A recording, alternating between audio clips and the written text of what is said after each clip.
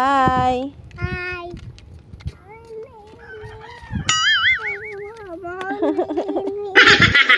Hello, hi mga nay! It's Friday. May pasok si Kuya Von, tapos combined sila na pang umaga at saka pang hapon, kaya naman isinama ko na nga yung aking bunso. Umaga naman kasi ang pasok at hindi pa naman oras ng kanyang pagtulog, kaya isinama ko siya dito. Wala nga pala silang pasok kahapon, sakto nga at Christmas party ni Kuya Vil kahapon, kaya kahit papano ay nasamahan ko nga siya. Friday ngayon at last na pasok nga nila Kuya Von dahil sa Lunes ay gaganapin ang kanilang year-end party. At syempre kailangan natin tumulong sa pag-prepare para sa kanilang feeding, kaya naman, eto nga, dumiretso akong kusina at naabutan ko nga yung ibang mga kananayan na naghihiwa na ng gulay na magalang.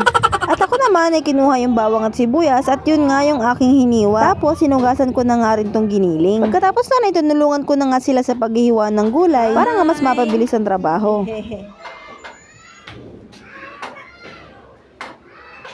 Ang sexy naman nun.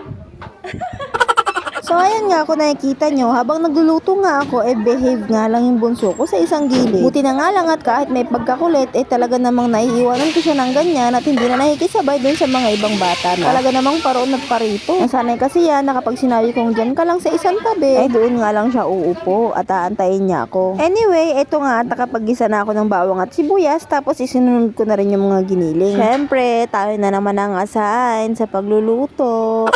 Nilagyan ko na nga lang din ng konting patis at paminta para naman magkaroon ng lasa. At habang inaantay ko nga siyang matoasted ng konti, ito nga at yung aking anak ay tinitingnan ko nga rin. Baka kasi mamaya bigla na lang tumaob ng hindi ko namamalayan.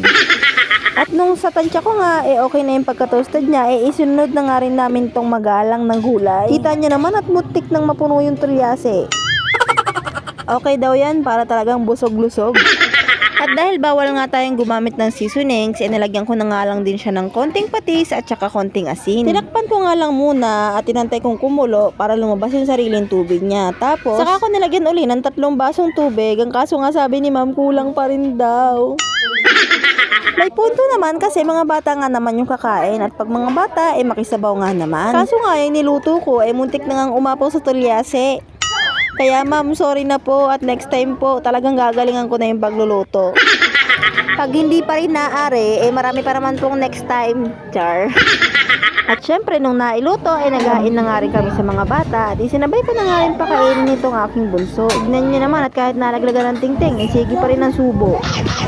At syempre, pagkatapos kumain ng mga bata, diretso naman kami dito sa mga hugasin. At siya ang nakatoka para maghugas. Shoutout nga pala, Ate Irene. At habang naghuhugas siya, dumiretso muna ako dito sa garden para magwalis. Medyo makalat na rin kasi at ang dami nang naipo mga tuyong dahon, kaya babas-bawasan din natin. Dahil nga ilang araw ding busy sa pagluluto, tapos medyo malakas pa yung hangin, medyo naipon na nga yung mga basura dito sa likod. At pagkatapos ko nga magwalis, dumiretso naman ako sa pagdidilig. Sakto rin kasi tapos nang maghugas ng plato si Ate Irene, kaya magagamit ko na yung gripo. At eto nga, at meron kaming bagong hose. Laking pasalamat ko dito kasi kahit pa paano hindi na ako magigib ng pabalik-balik sa paglalagay ng tubig sa timba. At ito na nga, pagka may hose, diretso na nga yung tubig ito sa mga halaman. Medyo may pek yung pagpaparinig ko kay ma'am na mas madali nga magdilig kapag may hose. Hahaha, joke lang ma'am.